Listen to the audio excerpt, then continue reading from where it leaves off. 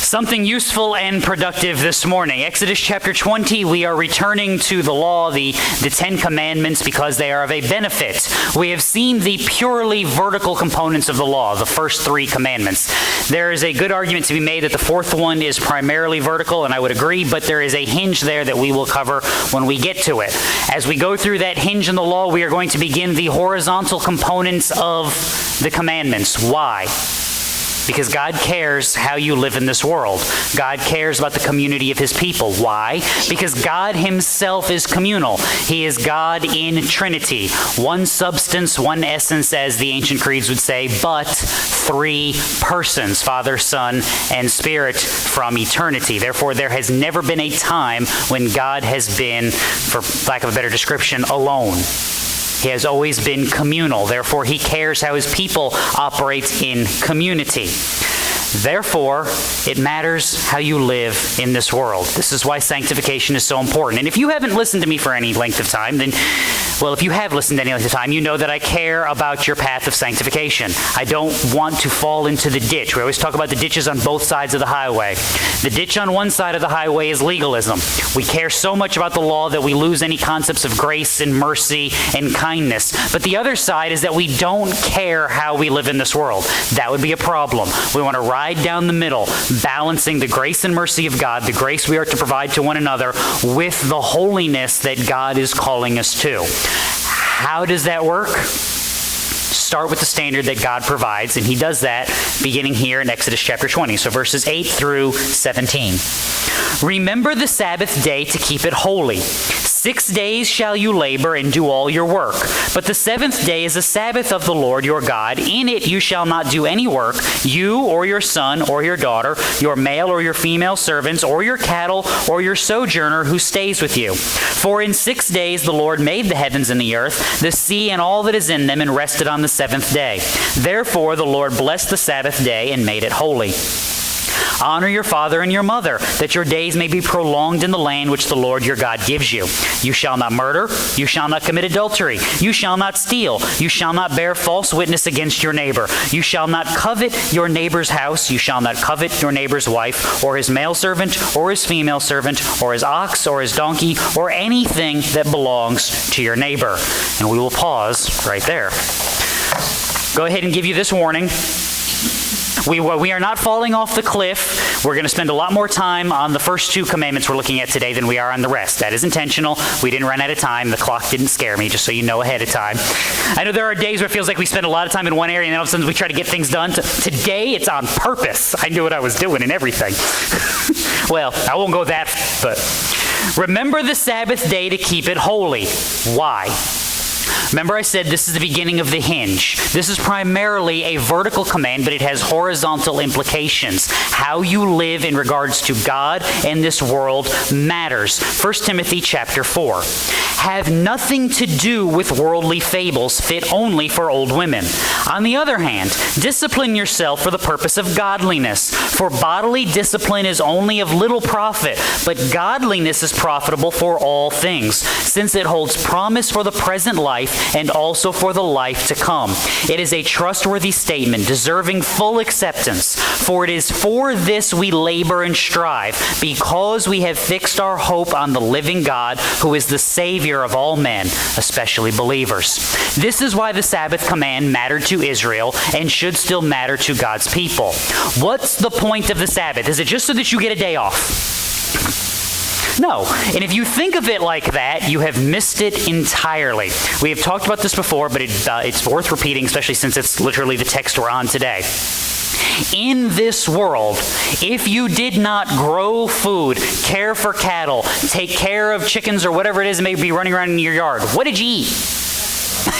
Not typically a whole lot of stuff. I mean, you might have been able to produce, maybe you're a really good carpenter. You can't even say you're a really good plumber. They didn't really do the plumbing thing. So I guess the plumber in that day just dug the best ditches in the neighborhood. There's Dave. He's the best plumber we've got. He digs a ditch better than everybody, huh? I had an English teacher in high school that complained about that. He goes, never pick on ditch diggers until you've actually had to try to dig a ditch. And he's right. It is more complicated than you would imagine. The angles, you can't just go out there and dig a hole and be like, look, I did it. Anyway, completely unrelated topic. If you don't care for it, the odds that you have enough money to buy for the daily needs of your family are slim to none. So you live what was referred to as a hand-to-mouth existence. You picked it, you grew it, you cared for it, you ate it. If that is your world, how many days off are you taking? The temptation is to do what every single day? Go to work. And how often during the day? All the day. When do you sit down with your family? When do you teach them the precepts of God? When do you go to the city gate to conduct the business that needs to be done? The answer is, I don't. Because I'm doing what all the time? I'm working. Because if I don't work all the time, what are these children and my wife and the family, what are we going to eat? Nothing. So every day you're not in the field or messing with those sheep or messing with the cattle, what are you thinking about? What's in the field or messing with the sheep and messing with the cattle? God says, stop it. Because who are you trusting in that moment? Well, in that moment, if you're living like that, you're trusting in you. You're supposed to be trusting God. Who makes those crops grow? God does. Who ensures that your cattle don't get some weird mad cow disease and all drop dead tomorrow? God does that. Who ensures the sheep don't run off and the wolves don't carry them away? God does that. Now, does that mean you don't take care of things? Didn't say that. But in the grand scheme of life, who protects you, who provides for you, and who causes good things to happen for you? And the answer is, it is God. This is a stark reminder of that. Hey, everybody else in the world is going to work themselves literally to death. You are going to set aside time. You are going to stop and trust that the Lord will provide for you. You are going to sit down and actually instruct your children because they are more than just laborers in the field. They are precious gifts from God, arrows for your quiver. You are going to do these things that the rest of the world thinks you are out of your mind for. Why? 1 Peter 1. Prepare your minds for action. Keep sober in spirit. Fix your hope completely on the grace to be brought to you at the revelation of Jesus Christ. As obedient children, do not be conformed to the former lusts, which were yours in your ignorance. But like the Holy One who called you, be holy yourselves also in your behavior, because it is written, you shall be holy, for I am holy. You shall set this day aside because God commands it, yes, but you shall set this day aside because it is good for you. It is good for your soul. And what is more important, the provision of your body or the feeding of your soul? See, you say that and you get the right answer, but what's the temptation in the world and how we live? What occupies the majority of our time? What occupies the majority of our thoughts? How many times have you ever been to work and in the middle of doing work, you're worried about your Bible reading? How many times have you stopped reading your Bible because you're worried about something at work? See the temptation of the world? See the pull? See the draw? How many times have you forsaken a meeting at work because you had to do something with the kids? How many times have you missed something with the kids because you had to do something for work? There's the difference. The temptation in the natural course of the world is to pull you into their scheme, to pull you into the work and do and accomplish and get, and that's how you live. The gospel is trying to remind you that no, time out. God provides, God strengthens, God blesses, not them. And in case you didn't get all the details and you didn't figure out exactly what a Sabbath is, God assumes we're idiots and keeps on explaining to us. 6 days you shall labor and do all your work, but the seventh day is a Sabbath of the Lord your God. In it you shall not do any work, you or your son or your daughter, your male or your female servant, or your cattle, or your sojourner who stays with you. Why add all that? Why make sure that you don't let the servants do any work either? Because let's be honest, what were you thinking if you had a couple of servants running around? I'll keep the Sabbath while they do what? They can go check the fields and worry about the cattle. No. Who are you trusting in then? Still the same problem, isn't it? So God, knowing the depravity of your heart, says, no, this is not just a thing for you to make an excuse for. This is something that is a hallmark of how you live, an understanding that God provides. Psalm 104. He causes the grass to grow for the cattle. vegetation for the labor of man, so that he may bring forth food from the earth, and wine which makes man's heart glad, so that he may make his face glisten with oil, and food which sustains man's heart. Jesus, building on that, telling the crowds of the Sermon on the Mount, do not worry then, saying, what will we eat? Or what will we drink? What will we wear for clothing? For the Gentiles eagerly seek all these things, for your heavenly Father knows that you need all these things. Seek first his kingdom and his righteousness, and all these things will be added to you. Worry about who God is. Worry about how he calls you to live in this world. Live in that manner, and all the stuff you worry about has a way of managing to figure itself out and take care of itself. I got to worry about work. No, you don't. You go to work and you do the best of your ability while you're there. And then when it's time to be with your family, you know what you do? You go be with your family, and you put it aside. Because if you did that, you know how much work you'd actually get done? Let's just be honest. How much work do we actually get done when we're at work? Versus how much work we're supposed to get done when we're at work. See the difference? Why? Because we slack off. Because we want to be lazy. Because we take a minute. Because we think we deserve it. But if I view that work as the means that God has provided, the grace that he has given so that I may provide for myself and provide for my family, now how do I work? I do. Not because I care more about my job, but because I care more about what? My God. I care more about the God who has given this to me, so I work as an offering unto him. Now I work better. Now I work harder. And I'm also able to do what when it's time to put it away? Focus on the right thing. To set that aside, concerned about the relationships that I've established with the people that I'm supposed to be discipling. Whether that's me, whether that's family, whether that's the neighbors, whoever it may be, I am prepared because I am walking rightly. Now, why does God give this command this way? He has a basis for it, and it's based in the work of God. Verse 11. In 6 days the Lord made the heavens and the earth, the sea and all that is in them, and rested on the seventh day. Therefore the Lord blessed the Sabbath day and made it holy. This goes all the way back to Genesis chapter 2. The conclusion there of the creation narrative. It's not in chapter 1. It carries over to chapter 2. It's built up by Isaiah, chapter 46. Remember the former things long past, for I am God and there is no other. I am God and there is no one like me, declaring the end from the beginning, from ancient times, things which have not been done, saying, my purpose will be established. I will accomplish all my good pleasure, calling a bird of prey from the east, the man of my purpose from a far country. Truly I have spoken. Truly I will bring it to pass, and I have planned it. Surely I will do it. Do we believe that? Does Israel believe that? Because if they do, you know what they'll take seriously? They'll take seriously the Sabbath command. They'll take seriously the trusting in the Lord, the preparing in 6 days, the working and the resting when God has commanded. Remember, God has been preparing them for this. What happens on the Sabbath day before this commandment to the manna?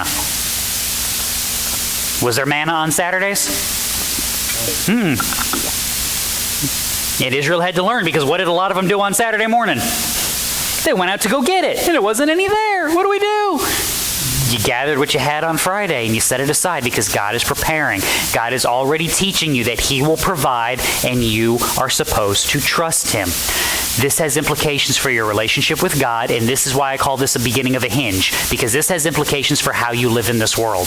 This has implications for how you tell the world that they are in second place.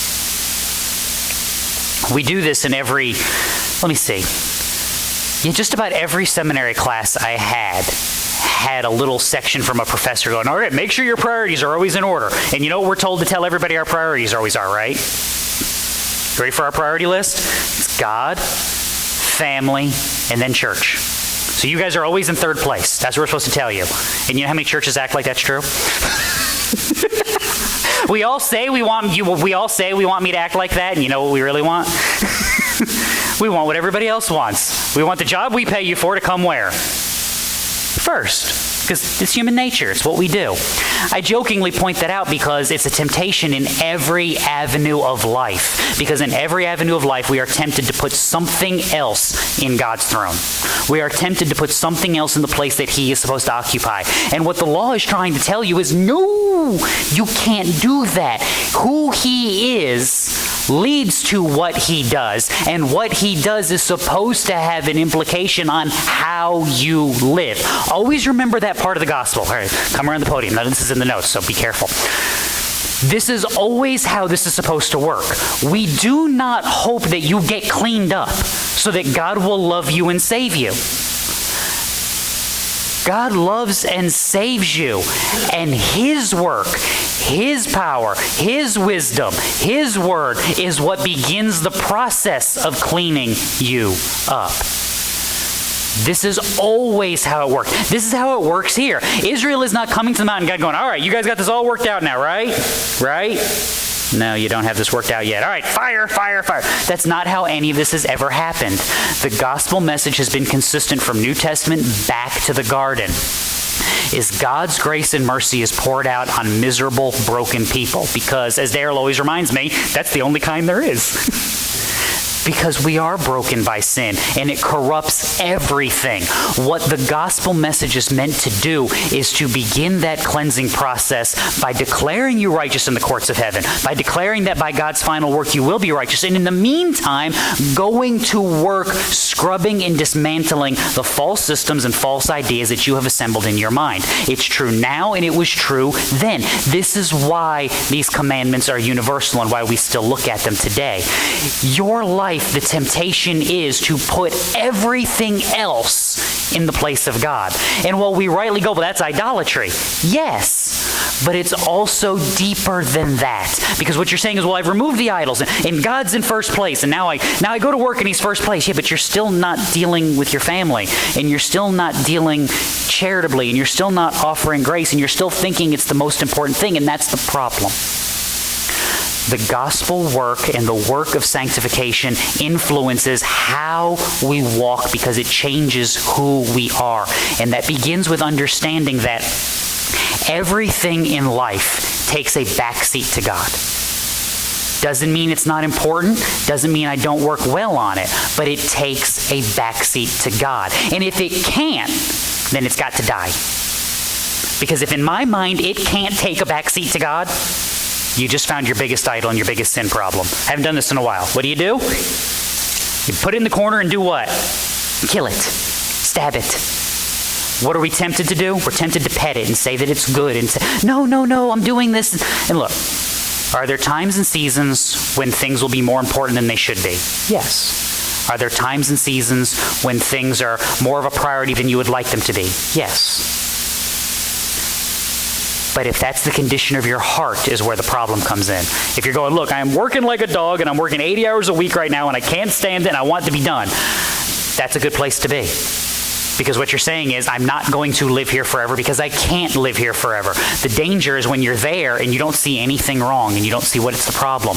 Because what you have done is misordered your life. And all the things that are good and right and holy are taking a backseat so that we can progress in this world. That becomes the breakdown. Now, number 2, I told you we spent a lot of time on these first couple.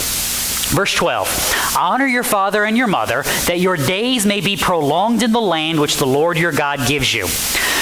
This is deeper than we think and realize most of the time. Fast forward to your New Testament. Paul quotes from this, Ephesians chapter 6. We like this one better because there's more direct language. Children, obey your parents in the Lord, for this is right. Honor your father and mother, which is the first commandment with a promise, so that it may be well with you and you may live long on the earth. Now, the reason I like to point that out, the promise matters because this has implications for both sides. Does that commandment mean you get to look at the kids and go, do what I say or else? There are days you wish it would. But always remember, I'm the guy who's always telling you that because I said so is never the right answer. Ever. It's never the right answer. And what astounded me growing up as a kid is I was raised by 2 pagans. Well, all non-believers are pagans. That's just the end of the conversation. I'm not apologizing for that. I was raised by a lapsed Catholic who, my father was an interesting character. He still had the scars on his knuckles from the nuns in elementary school. They actually still did that when he was a kid. because Dad was born in 48, so you're talking 50s in New York and Connecticut. They could still whack you if you got out of line for punishment. He actually still had the marks on his knuckles from the rulers. He hated the church. And my mother's answer was her Methodist parents drug her to church every time the doors were open, and she swore once she was old enough to never go back, she wouldn't, and she basically didn't. So when I say I was raised by two pagans, that's my background. They understood this concept, because anytime I asked why, I always got an actual answer, which was bizarre because my dad had a temper like you wouldn't believe, and he hated answering questions. But if it was about something that he was instructing, he was okay with it. I'll never understand that. Christian, that's where we're supposed to be. Are there emergency times when you just need the kid to listen? Yes, your tone and the situation around you should be enough to communicate that. But you should be able to explain at some point down the road what? Why that was an emergency and why we needed to be in a hurry. You should always be able to explain what you're doing and why you're doing it. If you don't have a reason for the rule that you're making, you know what you've just made? You've made a dumb rule. What's the rule? Don't do dumb things. Dumb rules, making dumb rules is doing dumb things. And you know who I have this conversation all the time with? Yeah, Cameron and I are always having this conversation. Why can't we do that? Why can't they do that? And the answer is, I don't know why they can't do it. I just don't want them to do it right now. Well, that's not really a great reason now, is it? So we end up letting them do things we don't want them to do simply because there's no good reason they can't do it. But this is part of what this matters, and this is part of how we're supposed to live. Now, if you are looking at me and going, my kids are grown, they're out of the house, or I don't have any kids, you're not off the hook. Because what is this an aspect of? Why do we have horizontal components of the commandments? Because God is what? Communal. And you don't have any kids, but you know what's sitting in the back over there? Pile of them. Some of them are mine. And when they do something dumb, you know, if I'm not around, you know what I want you to do? If need be, Vern's like, yes, excellent. I choose violence this day. Can't take you anywhere. I want you to explain to them what's wrong with it and why it's wrong. I'm not going to be mad at you if my kids are doing something wrong and you come to me and said, they were doing this and I told them to stop it. Thank you. And I told them why they can't do it. Double thank you. And I told them not to do it again. Yes. That's because why? Because they need to hear it from more than just me. They need to hear it from other godly people that care about the direction of their lives because they are trying to get them to walk in the same paths that I'm trying to get them to walk. This is what Scripture's about. Colossians 3. Children, be obedient to your parents in all things, for this is well-pleasing to the Lord. We always like that one, and we never like the next one. Fathers, do not exasperate your children so that they will not lose heart. You mean I can't just annoy the tar out of them anytime I feel like it? No, I can't. Why not? Because it's not good for them. It doesn't teach them to honor and to love and respect. It teaches them to fear and to doubt. This builds on what Moses talked about, Deuteronomy. These words which I am commanding you today shall be on your heart. Teach them diligently to your sons, and you shall talk about them when you sit in your house, and when you walk by the way, and when you lie down, and when you rise up. Bind them as a sign on your hand, frontals on your forehead. Write them on the doorposts of your house and on your gates. Cameron and I actually took this one literally for a little while. We had people thought we were out of our minds because I was actually on a wall in our house. I was writing a quick summary of every chapter of the New Testament. So I literally wrote on the wall in a marker, Matthew 1, and then a little summary of Matthew 1, just like birth of Jesus and genealogy, and then Matthew 2, and just went through all of that because I thought it was helpful. It helped put into perspective everything that's going on in every chapter of Scripture. When we moved, I think we had gotten into Paul's letters, just written on the wall. And it was awesome because you know who was learning to read? My son. And what was he learning? Because it's right there. He literally couldn't miss it. It was literally a dining room wall, and it was, just the whole thing. We started at the very top in the corner. We were going all the way down, and different color markers. Actually, had one of the markers give out on me about mid-Luke. But why did that matter? Because it puts it in front of him. Why do we give kids children's Bibles that they can read even though they're not really faithful to the text? Because it gets the point across. Why do we do Sunday school lessons where we just want them to learn what's in the chapters? For the same reason I explained doing the trivia question. It's a blessing to you to be able to do what? Explain baseline. What's in Genesis? What's in Exodus? What's 1 Samuel about? What's 1 Kings about? To be able to just give a quick little summary. You want to be able to disciple children when you see them? Just put, I hate this term because the technical theological term is they are narrative.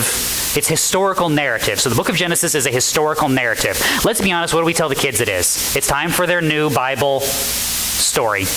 And every time I say it, there's this little thing in the back of my head that just goes like this and it twitches. And I can't make it stop, but I still end up saying it anyway because it's part of what it is.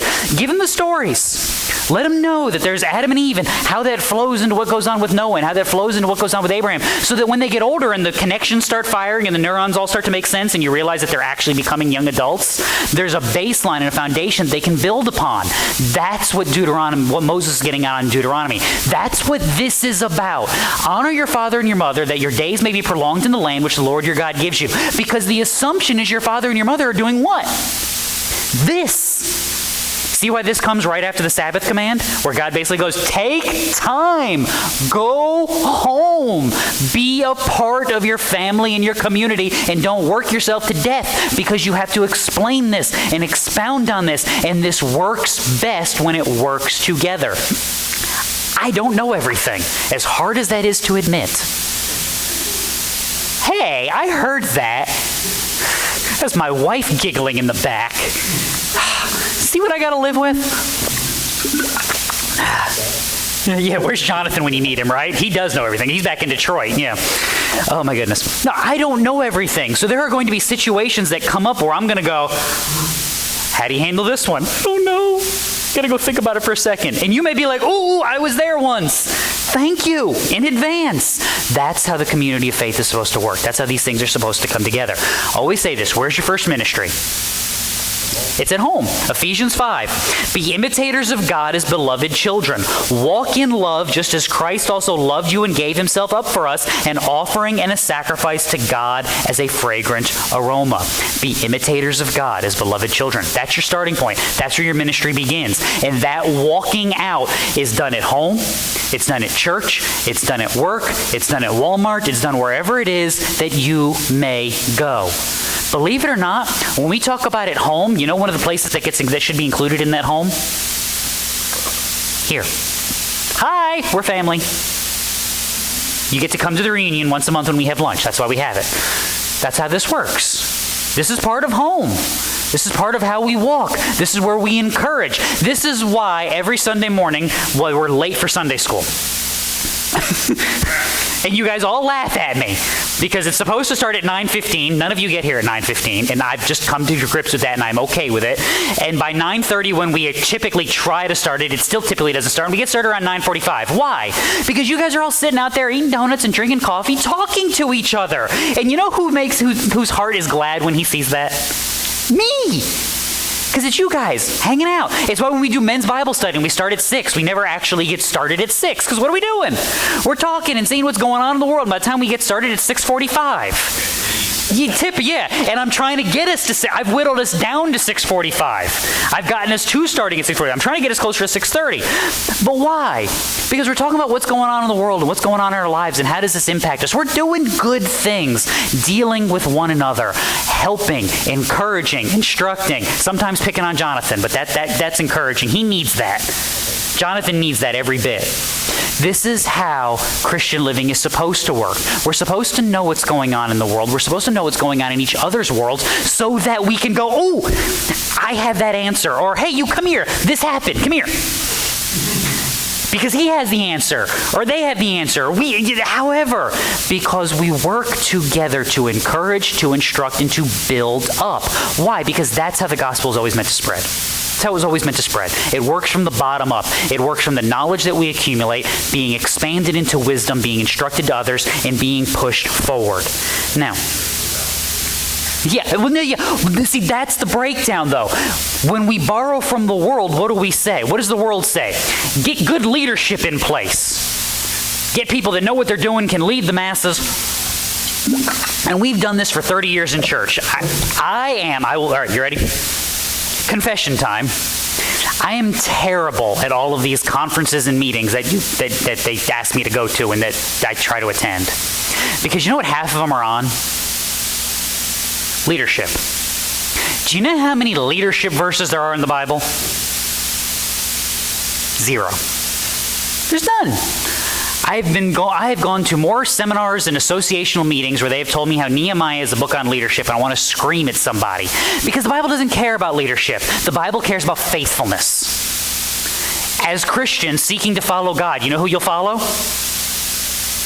Somebody who's faithfully following God. Follow faithfulness. You want people to follow after you in godliness? What should you do? Be faithful, walk in godliness, and people that are seeking to do the same will do what? They will follow after you. We make it from a top-down model. As long as we get the right leadership in place, and then we create the right structures, and we put the right teams in place, and and then everything works. And you know what?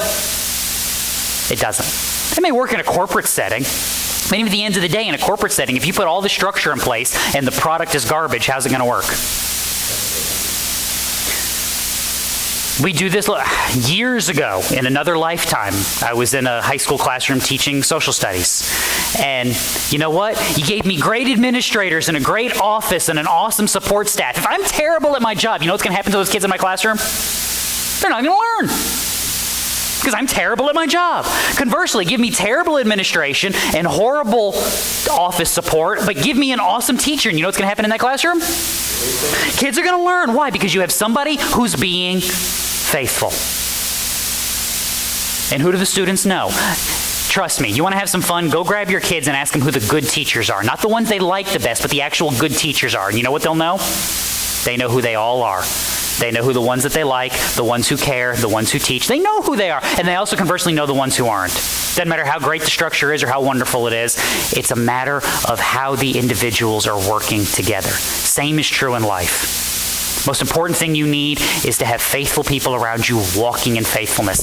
That's what Israel was being commanded here. Honor your father and mother because they're supposed to be walking in faithfulness, and you honor them. Doesn't always mean you listen to everything that they say, because unfaithful people will tell you bad things. And when they do that, what do? You call them crazy, lying heretics who are going to rot in hell, right? No, that would be dishonoring them. You disagree respectfully. You disagree honorably. And you do what?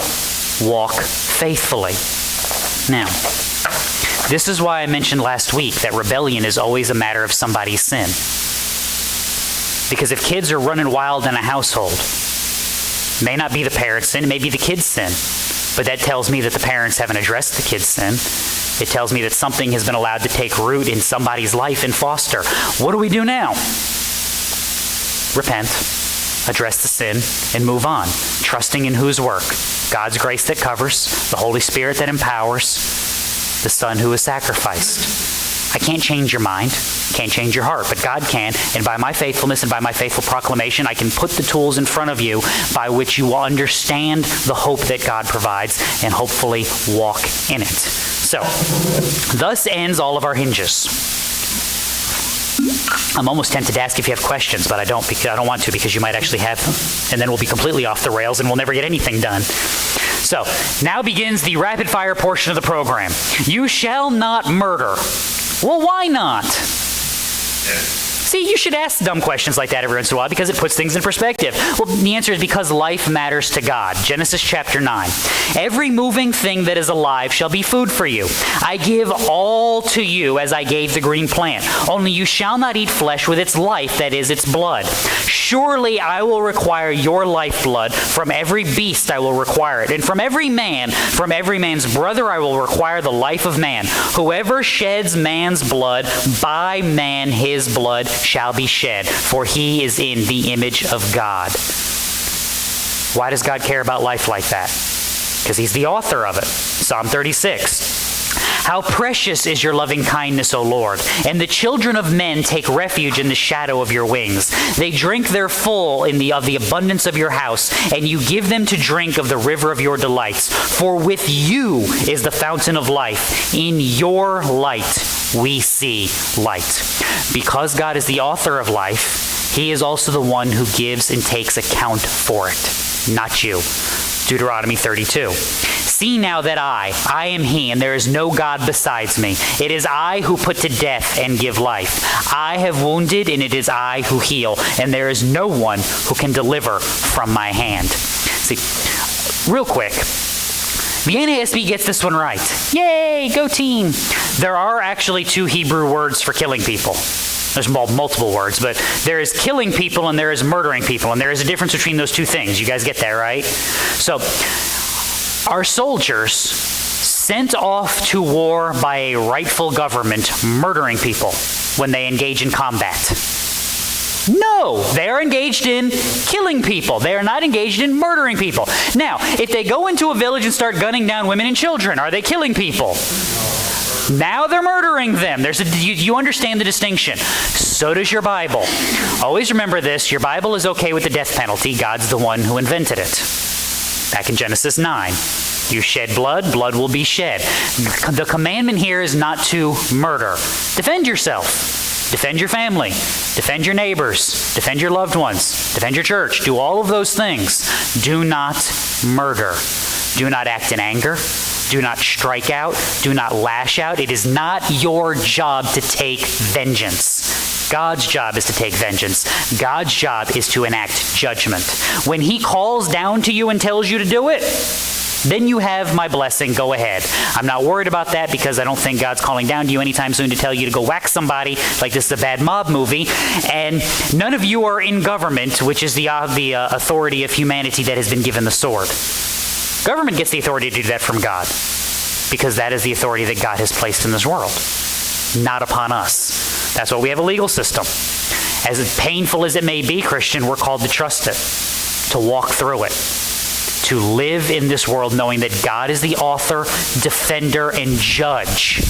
Meaning when we're wronged, we don't take vengeance. God does. Because He's the one who preserves His people, not us. Him and Him alone. You shall not commit adultery. Why not? Well, because marriage matters to God.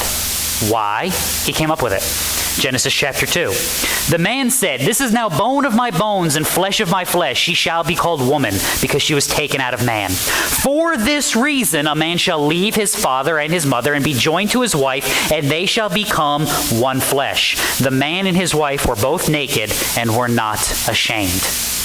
See, this is when you know culture is going completely off the rails. If I picked you up naked and put you in the middle of Times Square, what would you first do?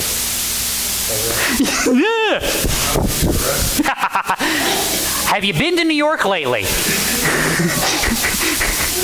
I challenge that supposition there, Denny. The first thing you would do is what? Go find the newspaper or the trash blown or something to cover up. Why? Because you know it is instinctive that you know that you're not supposed to be naked. Look, you do this with little kids, right?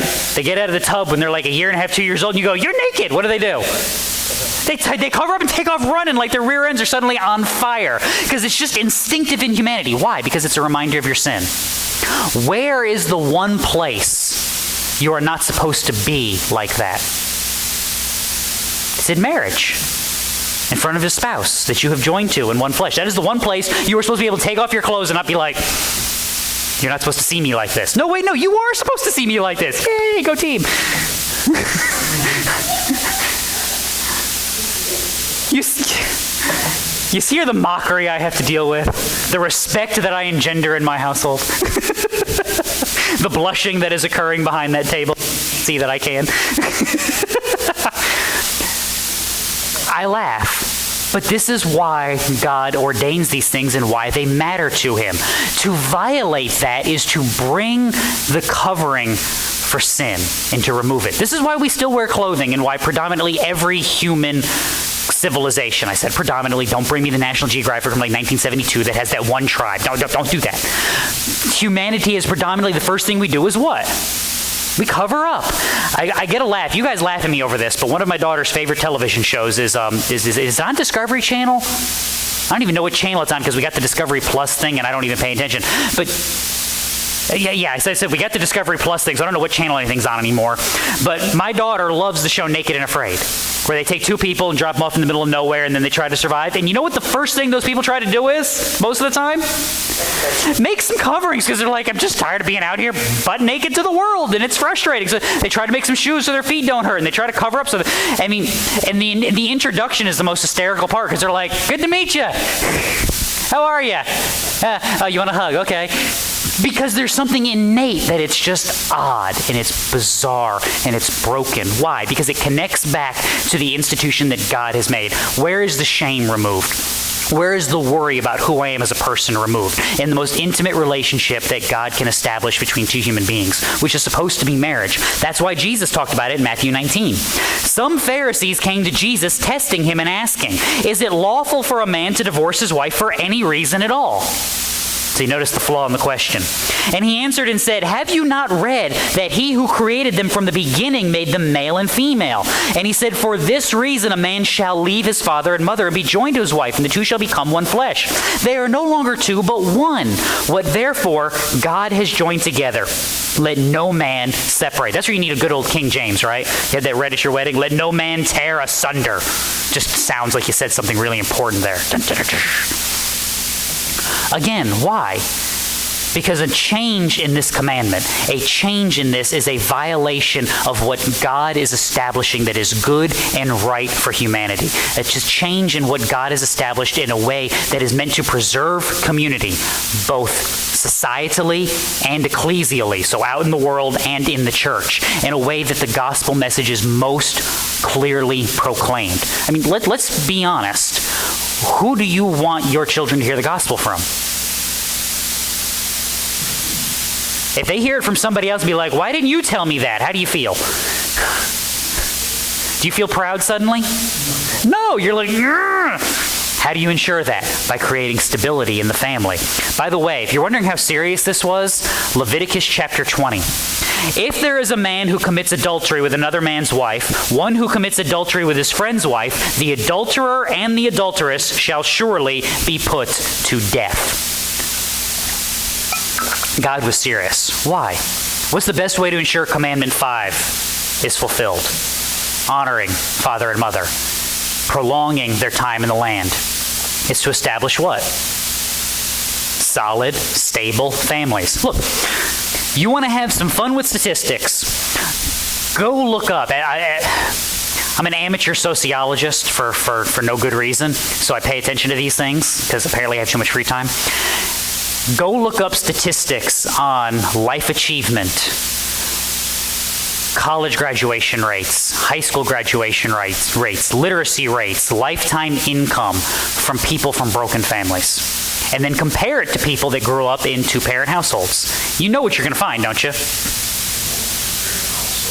Always. As somebody, again, who was in a classroom for a short period in another lifetime, statistically speaking, do you know what the number one driver of academic success is for students? Parental involvement. You give me two parents that care about a kid, you know what you're going to get? A kid who works and cares. Give me two parents that don't care about a kid, you know what you're typically going to get? You get a whatever. This is why the breakdown in society always starts with a breakdown in families. Sin corrupts. It corrupts from the bottom up because that's how the world is built. The foundations of government are not built upon the brilliance of our documents. They're built upon what? They're built upon the people that they're supposed to serve. You want to have good government? Have what? Have good people. You want to have godly government? You must first have godly people. You want to have a godly community? You just walk into a neighborhood and sprinkle some pixie dust and now everybody's godly. No, you put a godly family in there. And then what happens? They disciple another family, which disciples another family. And you go a few years down the road, and now what have you got? Now I've got a godly community. And then that community does what? This is how the gospel was always worked and how it was always meant to work. This is why this commandment matters so much, as it preserves not just what God has made because he cares about it, but because it influences how we function, how his kingdom is built, and how his gospel message spreads. You shall not steal. I won't ask the dumb question this time. The answer is because God cares about stuff. Why does God care about stuff? James 1. Every good thing given, every perfect gift is from above, coming down from the Father of lights, with whom there is no variation or shifting shadow. God cares about the stuff because he gave you the stuff. Who are the ones who care about the stuff too much? We do. We care too much. We're more worried about it than we're supposed to be. That's why Ecclesiastes tells you, I considered all my activities which my hands had done, the labor which I had exerted, and behold, all was vanity and striving after the wind, and there was no profit under the sun. I'll never forget the look on my mother-in-law's face. I didn't say it. We were, her and my father-in-law had come to help Cameron and I clean out my mother's house after my mother passed away, and had this dumpster delivered because I knew I didn't want anything in the house, and she had lived with a couple of dogs and a couple of cats, and everything was just, you know that smell that cats get into the whole house. And so we had the dumpster, and I'm just like, I have nowhere to put this. It's not good quality. We can't even take it to there was a store in town called Thieves Market, which was a resale place. You donate the furniture, and then they buy it from you, and then they buy it from you on the cheap and then sell it. They wouldn't even take half of the stuff. And so throw it in the dumpster. Mother-in-law's going, well, I can clean that up, and I'll take that, and I'll clean this. And she had an entire pickup truck. My father-in-law's work truck came. It was an extended bed pickup truck for farm work that he has. And she had it full and stacked above the cab with stuff from the house. And we're still throwing stuff in the dumpster, and she's like, well, don't you want this, and don't you want that, and don't you want this? And I'm like, no, I really don't. And I'm trying to be polite because she's not my mother. So I let Cameron do the dirty work this time, and she did. And Cameron goes, Mama, Jesus is going to come back and it's all going to burn. And she was just like, and she was looking at all this stuff in the back of her truck, and she was just like, fine, put it in the dumpster. And then she's taking stuff out of the back of the truck and putting it in the dumpster, and I'm just like, your mother, I can stay home at Christmas, so, I'm okay. What was the lesson, though? At the end of the day, what is it? Stuff. It doesn't matter. Who gives it value? We do. That's the joke. I got this baseball card. It's worth whatever you can get some fool to pay you for it. It in and of itself has no value. And I say that as somebody who collected baseball cards as a kid. I thought it was the coolest thing. One day they're all going to be worth something. No, they're not. We care too much. What's the lesson supposed to be? Paul, Philippians 4. I know how to get along with humble means, and I know how to live in prosperity. In any and every circumstance, I have learned the secret of being filled and going hungry, both of having abundance and suffering need. Why? Because who's he working for? He's working for God. So when God gives me abundance, I praise God. When God doesn't give me enough, I praise God. When God gives me everything that I need, I serve Him. When He doesn't give me everything that I need right now, I serve Him, knowing what? That God will provide, and if He doesn't, then there's a purpose, there's a reason, and I walk in faith in Him. You shall not bear false witness against your neighbor, because God cares about truth. Why? John 14. I am the way, the truth, and the life, and no one comes to the Father but through me. Deuteronomy 32. The rock, His work is perfect. All His ways are just. A God of faithfulness who is without injustice. Righteous and upright is He. God is the truth. Therefore, He cares about it. We walk in truth because we're supposed to walk in God. We're supposed to walk in godliness. Therefore, we walk in the truth. To not walk in the truth is to be with the other guy. John 8. You are of your father, the devil, and you want to do the desires of your father. He was a murderer from the beginning, and he does not stand in the truth because there's no truth in him. Whenever he speaks a lie, he speaks from his own nature, for he is a liar and the father of lies. Remember our lesson from last week. Reject God, you reject wisdom, and when you reject wisdom, you will live how? In idolatry. Fun with Russian history. You ready? There's a guy you should probably learn more about in today's world. Alexander Solzhenitsyn was a Russian dissident. Wrote a great pamphlet when he got out of Russia called Live Not by Lies. And what was the point he's trying to make? It wasn't just that the government lied to us. It wasn't just that the newspapers, it wasn't just that Pravda lied to us. It was what? Everything was a lie. The way we talk to each other about the government was a lie. The way that we talk to each other about the news was a lie. And the heart needs to do what?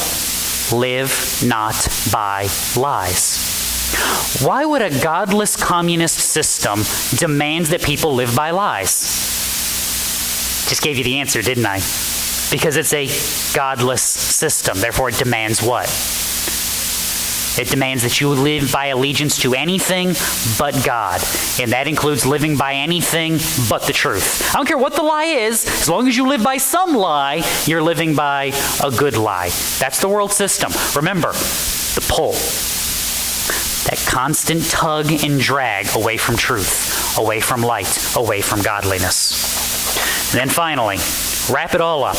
You shall not covet your neighbor's house. You shall not covet your neighbor's wife, or his male servant, or his female servant, or his ox, or his donkey, or anything that belongs to your neighbor. Because at the end of the day, this is what matters most. Where is coveting? No. Where is it? Yes, it's in the heart. See, murdering you is where? It's out there. Adultery is where? It's there. There's another person involved. Stealing is outside of me. Even lying is outside of me. It's something that I'm doing. It's something that I'm engaged in. Coveting brings it all home because it's where? It's in here. James 4. What is the source of quarrels and conflicts among you? Is not the source your pleasures that wage war in your members? You lust and you do not have, so you commit murder. You're envious and you can't obtain, so you fight and quarrel. You do not have because you do not ask. You ask and you do not receive because you ask with wrong motives, so that you may spend it on your pleasures. You adulteresses, do you not know that friendship with the world is hostility towards God? Therefore, whoever wishes to be a friend of the world makes himself an enemy of God. See, why do I murder? Because I'm mad at you. I hate you. I'm taking vengeance. I'm doing something. It starts where? Why did I take from you? Because I wanted it and you had it. And I couldn't obtain it by any of the means, so I did what? Why did I commit adultery? Because I wasn't happy here and I thought I'd be happy over there, so I did what to myself? I lied to me. And I did what? See, it all starts in here. This is the argument why we kill sin and why how you think and how you walk and how you live matters so much. Because all of the things that we worry about start in the heart. This is why I say, if I want to change your actions, I don't make another law. Making another law is a waste of my time. What I need to do is get the gospel in place. Because if I want to change your actions, I have to change your thinking. And if I want to change your thinking, I have to change what you want. And the only thing that's going to change what you want is the work of the Holy Spirit, the gospel message. Now, I can back that up with how I live, but it starts with what I proclaim, what I instruct, what I teach, who I point you towards. Hopefully, I point you towards two people. I can point you towards God, and I can point you towards me as I walk towards Him. Doesn't mean I walk perfectly, but I try to walk faithfully, which means as I fall short, I know that Christ will pick me up. See, this is why I say this sums this all up. The war against the pull of the world. It's the war against idolatry, the war against the denigration of life, the war against the destruction of God's unions, the war against the taking of His gifts, the war against the lies of the enemy, the war against the schemes that are fighting for your soul. They're all summed up where? In the human heart. This is why Paul talks about in Ephesians 6 that your battle is not against flesh and blood, but against invisible powers and authority. That's why all of your weapons are what? Are you told to take up sword and spear? Metaphorically, yes. You're told to take up what? Faith and hope and charity and the word, and to walk in all of these things. Proverbs 7 gives you a rundown. My sons, listen to me. Pay attention to the words of my mouth. Do not let your heart turn aside to her ways. She's the wicked woman, by the way, the symbol of the lack of wisdom and godliness. Do not stray into her paths, for many are the victims that she has cast down, and numerous are all her slain. Her house is a way to the grave, descending to the chambers of death. See, the entirety of Proverbs is what? Wisdom.